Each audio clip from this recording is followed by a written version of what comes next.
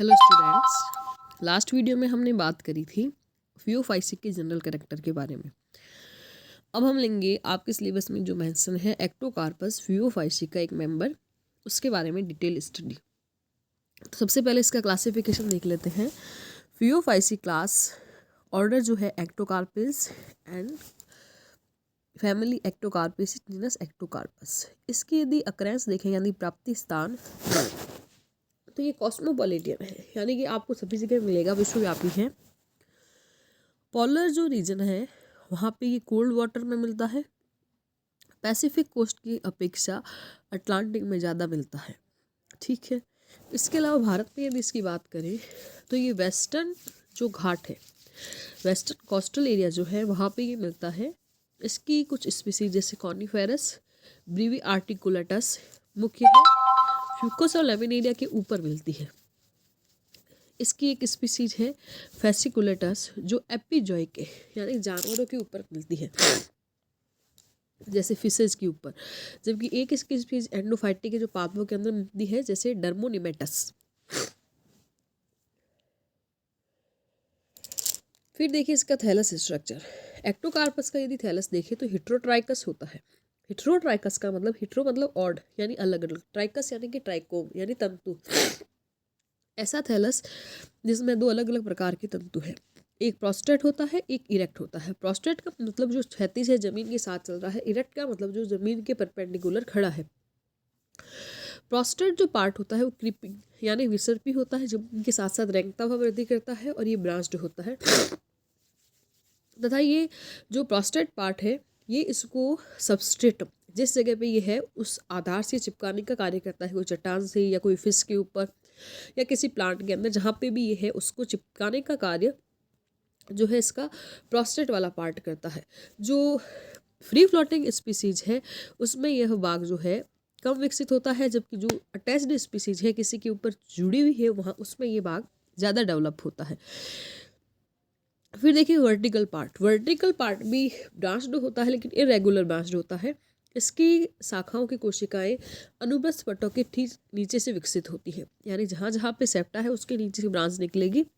इसका जो प्रत्येक फिलामेंट है कई सेंटीमीटर लंबा होता है तथा मोनोसाइफोनिसिस होता है, यानी कि इनके अंदर केवल एक कोशिकीय ही मोटा होता है। मोटाई एक कोशिका के बराबर ही होती है। कभी कभी कोशिकाओं के वर्टिकल डिवीजन के फलस्वरूप ये पॉलीसाइफोनिसिस हो सकता है। कुछ स्पीसीज के अंदर बेसल पार्ट में असेंडिंग राइजोडल ब्रांचेज की परतों से कवर्ड होकर कॉर्टिकल या कॉर्टिकेटेड स्ट्रक्चर बन जाती है। प्रत्येक जो ब्रांच है उसका टर्मिनल पार्ट जो है उसके ऊपर म्यूकस के हेयर पाए जाते हैं। फिर हम ले लेते हैं सेल स्ट्रक्चर। तो थैलस के अंदर हमने पढ़ा हेटेरोट्राइकस, प्रोस्टेट, इरेक्ट, दोनों ही ब्रांच्ड है। इरेक्ट वाला इरेगुलर ब्रांच्ड है। प्रोस्टेट अटैचमेंट का कार्य करता है, अटैच्ड स्पीसीज में ज़्यादा विकसित होता है, फ्री फ्लोटिंग में कम विकसित होता है। ऊपर वाला जो इरेक्ट पार्ट है वो इरेगुलर ब्रांच होता है, सेप्टा के नीचे से ब्रांचेस निकलती है। जनरली मोनोसाइफोनियसिस होता है, कभी कभी पॉलीसाइफोनियसिस भी हो सकता है। असेंडिंग राइजोडियल ब्रांचेस पाई जाती है कुछ स्पीसीज में, तथा इनके ऊपर जो शाखाएं हैं उसके ऊपर म्यूसिलेजिनस हेयर पाए जाते हैं टर्मिनल पार्ट पर। अब देख लेते हैं सेल स्ट्रक्चर। एक्टोकार्पस का जो फिलामेंट है वो यूनिन्यूक्लिएटेड और रेक्टेंगुलर या फिर सिलेंड्रिकल सेल से निर्मित होता है। प्रत्येक सेल के अंदर जो वॉल है उसमें 2 लेयर होती है। अंदर वाली लेयर सेल्यूलोज की है, बाहर वाली परत जो है वो जिलेटिनस मटेरियल की बनी होती है। जिलेटिनस मटेरियल में एल्जीनिक एसिड और फ्यूसेनिक एसिड पाए जाते हैं। इन दोनों की उपस्थिति फियोफाइसी का एक इम्पॉर्टेंट कैरेक्टर है। इनका हमने पहले भी बात करी थी कि इनका इकोनॉमिक इम्पोर्टेंस बहुत ज़्यादा है। इन कोशिकाओं की जीव द्रव्य में एक पतली परत होती है। कोशिका द्रव्य के अतिरिक्त एक केंद्रक और क्रोमेटोफोर पाए जाते हैं। डिफरेंट स्पीसीज में क्रोमेटोफोर की संख्या और शेप अलग अलग होता है। जनरली ये डिस्कॉइडल या फिर रिबन लाइक होते हैं। प्रत्येक क्रोमेटोफोर में एक पायरेनोइड पाया जाता है। यदि क्रोमेटोफोर में वर्णकों की बात करें तो chlorophyll A, chlorophyll C, carotene और ज़ैंथोफिल होते हैं। ज़ैंथोफिल ही वे वर्णक है जिनकी अधिकता के कारण इनका ब्राउन कलर पाया जाता है। ज़ैंथोफिल में फ्यूकोजेंथिन की मात्रा ज़्यादा होती है, इसलिए ब्राउन कलर अपीयर होता है। फिर इसके बाद में दूसरे शैवालों की भांति एक्टोकार्पस के साइटोप्लाज्म में कुछ विशिष्ट प्रकार के पॉलीफेनॉल युक्त वैक्यूल्स देखी जाती हैं जिन्हें फाइसोड कहते हैं। ऐसा माना जाता है कि फाइसोड वही कार्य करते हैं जो हमारी कोशिका में लाइसोसोम करते हैं। तो ये इस प्रकार से ब्राउन एल्गी की सेल की स्ट्रक्चर। फिर देखिए हम ले लेते हैं ग्रोथ। एक्टोकार्पस का जो प्रोस्टेट पार्ट है उसमें जो ग्रोथ होती है वो एपिकल ग्रोथ होती है, जबकि जो वर्टिकल पार्ट है उसमें इंटरकैलरी ग्रोथ होती है। हमने थियोफाइसिक के जब जनरल कैरेक्टर किए थे तब हमने बात करी थी कि इसमें 3 प्रकार की ग्रोथ होती है, एपिकल, इंटरकैलरी और एक और प्रकार की, तो वो थी ट्राइकोथेलिक प्रकार की।